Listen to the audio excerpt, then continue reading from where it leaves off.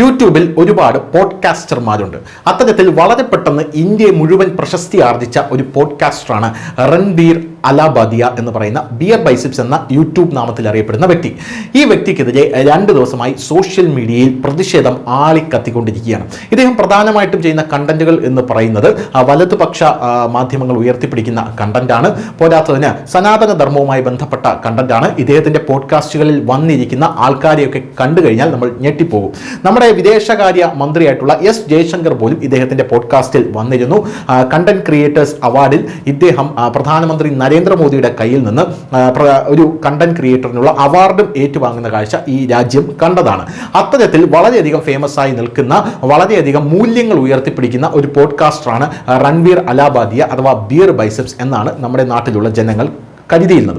എന്നാൽ കഴിഞ്ഞ ദിവസം ഇദ്ദേഹത്തിൻ്റെ മറ്റൊരു മുഖം കണ്ട് രാജ്യം ഒന്നാകെ ഞെട്ടിപ്പോകുന്ന കാഴ്ചയാണ് കാണാനായിട്ട് സാധിച്ചത്.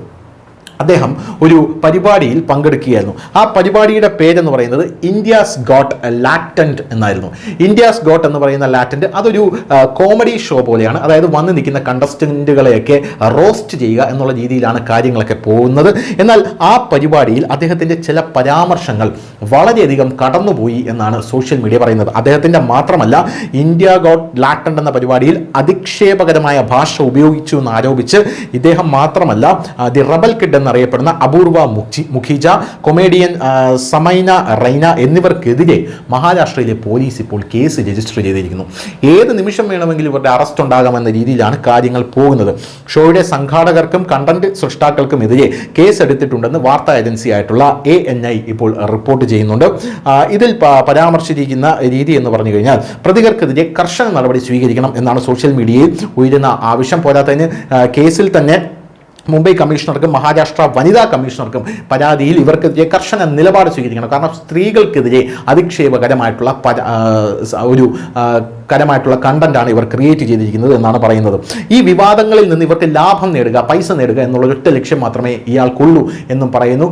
പോരാത്തതിന് സ്ത്രീകളുടെ അന്തസ്സിന് ഹാനികരമാകുന്ന അല്ലെങ്കിൽ അഭിപ്രായങ്ങൾക്ക് അന്തസ്സിന് ഹാനികരമാകുന്ന അഭിപ്രായങ്ങളാണ് ഇയാൾ അതിലൂടെ പറയുന്നത് എന്നാണ് പറയുന്നത്. പ്രായപൂർത്തിയാകാത്ത സ്ത്രീകളെ പോലും ഇയാൾ വെറുതെ വിടുന്നില്ല എന്നും പറയുന്നുണ്ട്.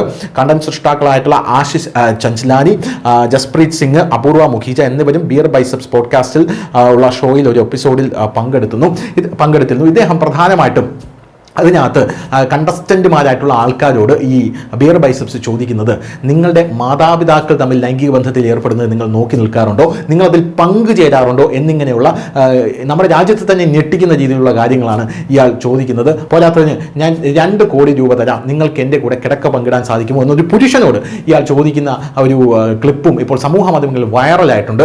ഇങ്ങനൊരു വ്യക്തിയാണോ ഞങ്ങൾ ആരാധിച്ചിരുന്നത് എന്നാണ് ഇപ്പോൾ ഇയാളുടെ ആരാധകരൊക്കെ ചോദിക്കുന്നത്. പോരാത്തതിന് ഇയാൾക്ക് ബീഫിനോടുള്ള പ്രിയവും ഇപ്പോൾ ഉയർന്നു വന്നിട്ടുണ്ട്.